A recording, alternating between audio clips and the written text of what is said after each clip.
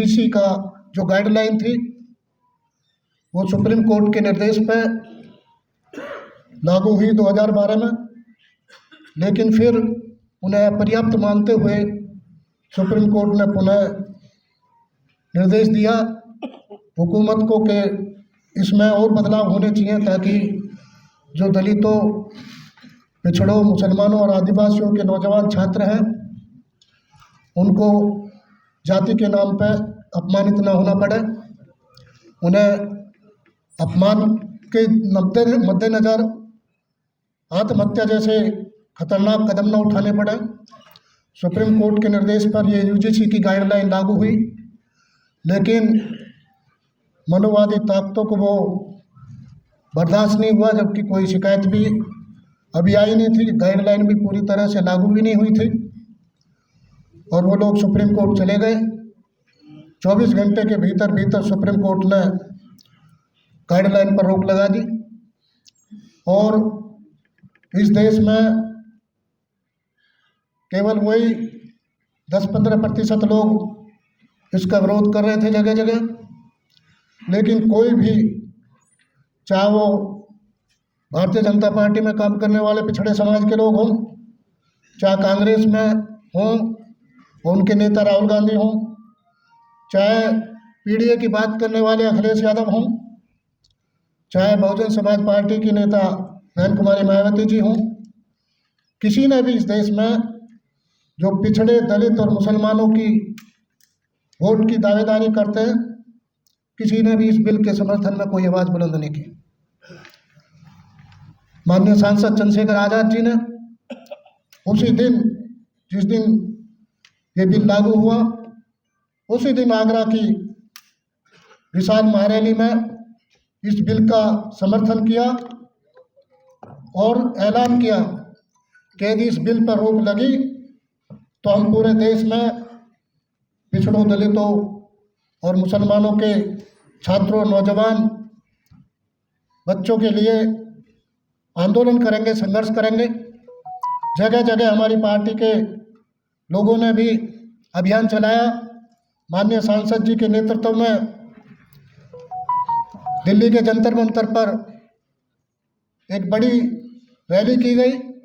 और उसमें भी ऐलान किया गया कि हम इस बिल के गाइडलाइन के समर्थन में हैं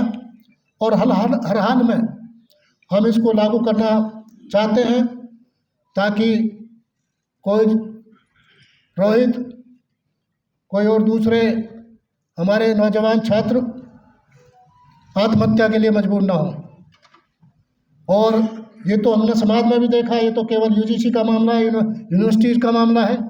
छात्रों तक का मामला, लेकिन गांव देहात में और बसों में हम देखते हैं कि किस तरह से हम लोगों को जाति के नाम पे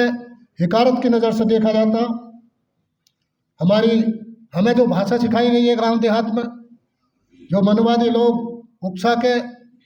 जिस भाषा का हमसे प्रयोग कराते हैं, हम सैन समाज के लोगों को नूकट बोलते हैं, प्रजापति समाज के लोगों को कुमट्टा बोलते हैं, वाल्मीकि समाज के लोगों को भंगड़ बोलते हैं। इस तरह की भाषा का जब गांव देहात में, मोहल्लों में इस्तेमाल होता तो जाति के नाम पर कितना तिरस्कृत होना पड़ता।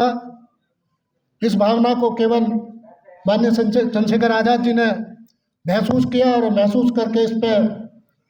पूरे देश में एक व्यापक माहौल बनाने की कोशिश की। उसी दिशा में हमारे साथियों ने भी कहा कि क्योंकि जाट समाज पिछड़े वर्ग में आता है, हालांकि उनके साथ इस तरह की वारदातें बहुत कम होती हैं, लेकिन राजस्थान से पूनिया जी बैठे हैं, डॉक्टर साहब धनखड़ साहब हैं, हम में और जो दलित समाज के लोग हैं उनमें बहुत ज़्यादा अंतर नहीं है, केवल 60-70 साल का अंतर है। 60-70 साल पहले जो व्यवहार आज दलित समाज को, उनकी जातियों को जाति के नाम पे हिकारत की नज़र से देखना, उन्हें अपमानित करना, इस तरह की घटनाएं वारदात हो रही हैं। उस तरह की घटनाएं और वारदात खासकर राजस्थान में, और राजस्थान में भी पश्चिमी राजस्थान के हिस्सों में बहुतायत में देखने को मिली। जाट समाज के लोगों को भी वहाँ खाट पर बैठने की इजाज़त नहीं थी, घोड़ी में चढ़ने की इजाज़त नहीं थी, जूती पहन के मनुवादियों के घरों के आगे से निकलने की उनकी हिम्मत नहीं थी। और बाकायदा कुंभाराम आर्य साहब ने इसको लेकर, इस भेदभाव को लेकर, इस छुआछूत की भावना को लेकर वहाँ आंदोलन चलाया। और आंदोलन भी इस कदर, जिस कदर बाबा साहब डॉक्टर भीमराव अंबेडकर ने दलित समाज के लिए और पिछड़े वर्ग के लोगों के लिए, माइनॉरिटी के लिए और देश की खासकर महिलाओं के लिए जो कुछ किया, उसी का अनुसरण करते हुए कुंभाराम आर्य साहब ने 200 जूती, चमड़े की जूती बनवाई और उनको बहुत अच्छी तरीके से सरसों के तेल से उनकी पॉलिश की, ताकि वो चरमर चरमर करके चलती बार बोले, उनकी आवाज़ निकले। और वो जूती पहनकर उन्होंने मनोवादियों के घर के सामने से जाट समाज के लोगों को निकाला और ये संदेश देने का काम किया कि हम गैर बराबरी और भेदभाव इस देश में बर्दाश्त नहीं करेंगे। तब से लेकर फिर वहाँ भरतपुर में जो भाईचारे की रियासत थी महाराजा सूरजमल की उस रियासत में